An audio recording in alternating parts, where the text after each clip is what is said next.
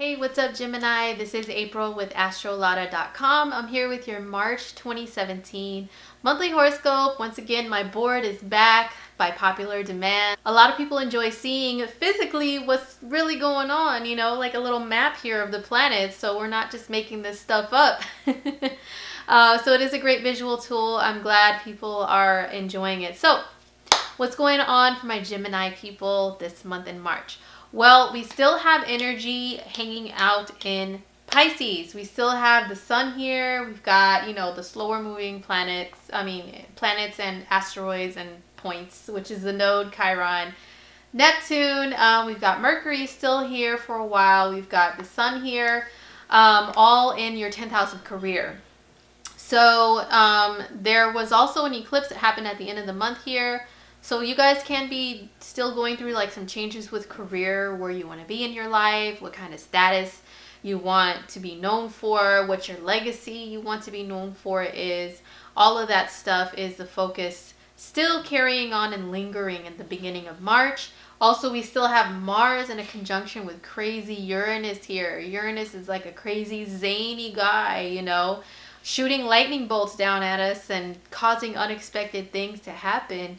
And Mars is your action and your drive. So, some of that is still hanging around too. For my Gemini people, this is in your 11th house of groups. So a lot of you guys, I would say be careful with like rapid fire, random, out of the blue, like shots fired at, like on the internet towards people, like kind of watch your mouth in a way, I would say, at the very beginning of the month while this energy still continues on. And also we have Venus going retrograde on the 4th. So I did do a live video on Venus retrograde, so go back and watch that if you didn't get a chance to catch it. So I'm not going to go through the whole entire long spiel of Venus retrograde, but pretty much for you guys, Venus retrograde, this is going back over things in your 11th house of groups. Like, does a specific group that you belong to, I'm getting a little comfy here, don't mind me. Does a specific group that you belong to, group of like-minded people, group of friends, do they really value and appreciate you? Okay, that could be something that you're thinking about. If you had a sort of romance of some sort, if you had like a romance with within a group of friends, maybe that can be coming back to you during Venus retrograde. Just in general, Venus rules things like vanity, beauty, and cosmetics and cosmetic procedures for your appearance and stuff like that. So just in general, be mindful of any of those things. Decisions to start something new with those, not a good time. Venus will be retrograde until the 15th of April, and then be back in the sign of Aries on the 28th, fully moving forward again. And this area will be addressed once again, my Gemini people. So just be careful of the decisions that you make, especially starting something new. Like starting something new with a group may not be that great, have that great of results. Starting a new romance within a friendship or a group, probably not the best idea either. So once again, watch the Venus retrograde video I did, and everything will be all there for you. So also on the 4th of March, we have Mercury, which is your ruling planet. Rules communication, rules how people email and they type and they text and they talk. And their logical thinking processes. He is going to be in a conjunction with Neptune. So my Geminis, you guys especially, because this is your ruling planet, you guys and Virgos, oh my gosh, I've already been seeing it since this conjunction started building at the end of February, to where, Gemini people in my life that I know, their brains are so foggy and they can't make proper decisions. They're getting lost. They're not reading the maps properly. They're losing their keys and their glasses and their wallets, and oh my god, they can't find anything. So just be mindful that your brain is going to be kind of like brain fog like all the time during this transit. This isn't an exact conjunction on the 4th of March, but a few days before, a few days after, I would say that week Just be careful of brain fog. Be careful when driving and operating machinery and all that good stuff. But however, on the positive side, since Mercury also rules like skills of the hands as well as skills with like having the gift of gab, written and verbal skills, and it's in a conjunction with Neptune, which is like a divine creativity. This can be a time where if you're a Gemini in a creative field, and this is in your 10th house of career, maybe you can have a lot more creative ideas come to you. Your hands and your speech, if you're in a career that is artistic. Sorry, that was my Gemini sneezing here. This is sneezing season for you guys. Allergy season for a lot of Geminis.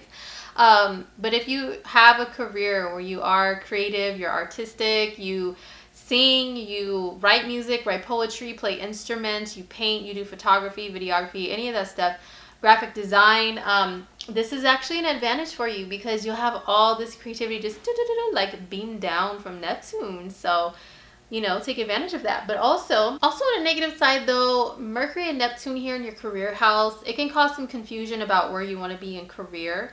There was just an eclipse there last month, and now there's some fog going on. So if you have some career decisions to still make, I would say wait until like the second or third week of March to do so. However, there is that Venus retrograde, but that's in the 11th house, so that's not your career. On the 12th of March, we have a full moon in the sign of Virgo. So Virgo for you guys is your 4th house of home and family. So this means that the moon is here and the sun is here in career. This is not an eclipse, okay? So that's a good thing because eclipses are intense, right? But this is still another decision that's being made between home and family life and career. Like I said, the eclipse at the end of February could have brought some career stuff to the forefront for you guys, some decisions to make. And now there's this full moon that's got the same area of life in the mix along with family life. So it's kind of like, your family may be involved in a career decision, a career change that you want to make. A career change that you want to make may involve moving, whether or not you guys are going to move, maybe move closer to whatever company that you want to join or what have you. Maybe it's like causing some tension within the family for you to change into a different career, or maybe it's a good thing. Maybe you got a really bomb career lined up now, or career offer, and so you guys are going to be able to like afford a better house. Those are just a few examples of what this full moon can bring for you guys. On the 13th of March, we have Mercury moving from Pisces, which is your 10th house of career, and he's moving away from foggy old Neptune. He's moving into your 11th house of groups and friends and stuff. So, and the 11th house is also more like progressive thinking, like thinking outside the box, thinking in a more innovative way that's like outside the norm, whatever you want to call it, being super duper innovative too. So Mercury feels a little bit better being here in this house. It's going to be the sign of impulsive Aries, so you guys may be speaking out a little bit more within groups of people once Mercury moves here. On the 20th of March, we have the sun, your vitality, your expression, your ego, moving into this 11th house, joining Mercury. So you guys may be more on a public platform during this time, Gemini, or at least like a social media platform, and really shining there, really speaking out more and gathering in your tribe of like fellow, I like to say your fellow aliens, people that are like-minded individuals that may be like having some unique, quirky things about them just like you, and you're like, oh my god, me too, oh my god, me too, and it's usually a good feeling to find people like that. So yeah, the sun is going to help you to really shine here. Now on the 26th, we have your ruling planet Mercury coming into a conjunction with zany, crazy Uranus.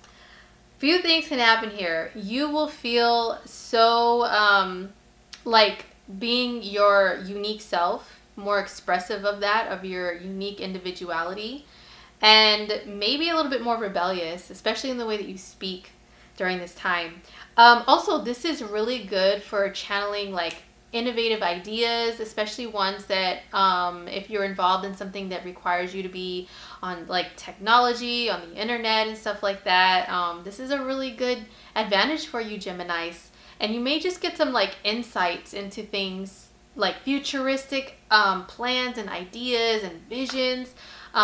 You may get those during this time, and man, that's going to be so good for you guys. Mercury and Uranus here is like a lot better than being in some of the other houses for some of the other signs. So my Geminis, you guys are going to be a little bit more sharp during the month, the end of March with that conjunction. I would say because Uranus is unexpected, it's kind of like just doing things out of the blue, and all of a sudden, be careful of firing off like, you know, ideas and stuff and thinking like you're holier than thou, because this can also give someone like a god complex. Just being honest, I will give you guys the real, the good and the bad of every transit, every sign, everything astrologically. Some people, when they get this, you know, this energy happening for them, that's what they have. Like, I know everything and you dumb humans are below me. You know, so try not to go that route, Gemini. But yes, those creative, innovative ideas, seeing into the future, you got it. So last but not least, there's a new moon in the sign of Aries up here in your 11th house. So this is maternal energy, along with the paternal energy, masculine, the sun energy. So they birthed something brand new, and this is your 11th house of the groups and stuff that you belong to. Usually new moons are like, yay, new beginning, initiate new things, initiate new beginnings. But then we have Venus still retrograde here. And she's going to be in a close conjunction with this new moon. So, yeah, you can initiate new beginnings amongst a group. I would say if it involves creativity or money, especially because Venus does rule money, handlings of money within a group, be very careful with that because of the retrograde.